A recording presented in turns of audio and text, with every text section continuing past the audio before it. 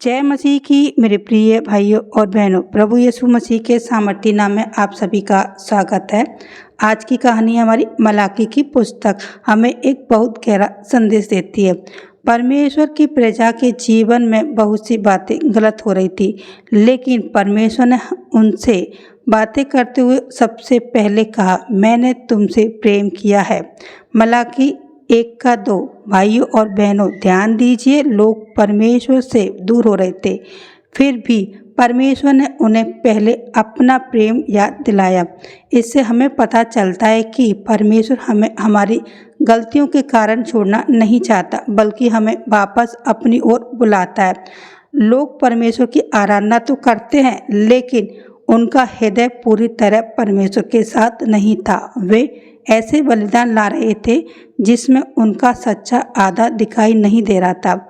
आज हमें अपने जीवन को भी देखना चाहिए। क्या हम केवल लोगों के सामने परमेश्वर को मानते हैं, या जब कोई हमें नहीं देख रहा होता तब भी हमारा हृदय परमेश्वर के साथ रहता है?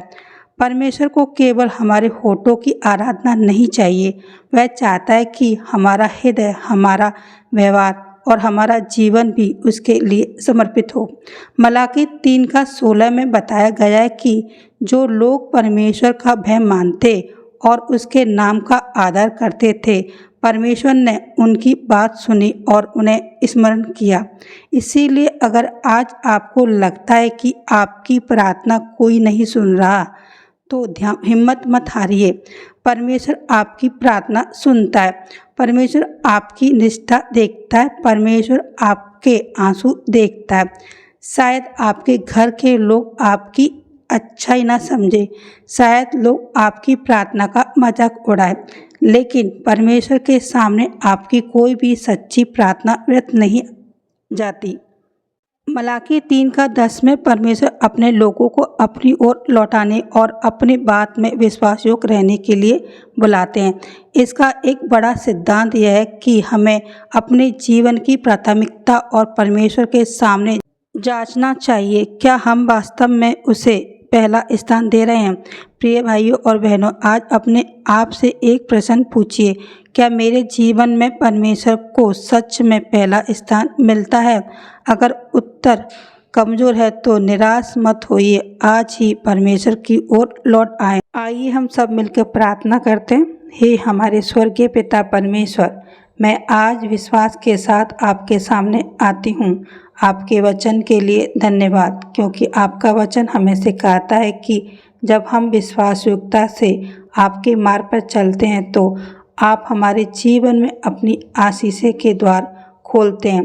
प्रभु, मेरे घर परिवार पर अपनी कृपा बनाए रखिए। जहाँ कमी है वहाँ पूर्ति कीजिए, जहाँ परेशानी है वहाँ शांति दीजिए, जहाँ निराशा है वहाँ आशा दीजिए, और जहाँ रास्ता बंद दिखाई देता है वहाँ अपने सामर्थ्य से नया मार्ग खोल दीजिए। हे प्रभु, मुझे ऐसा हृदय दीजिए जो आपको सबसे पहले स्थान दे।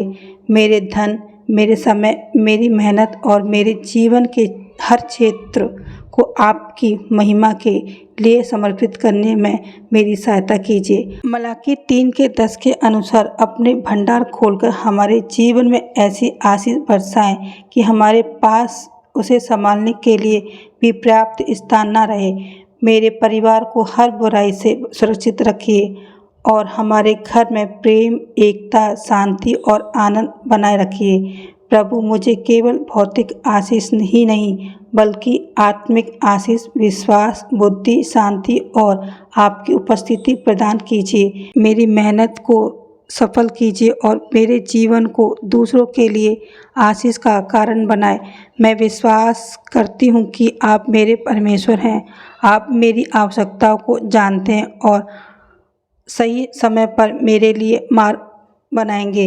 यीशु मसीह के पवित्र नाम में प्रार्थना करती हूँ, आमीन।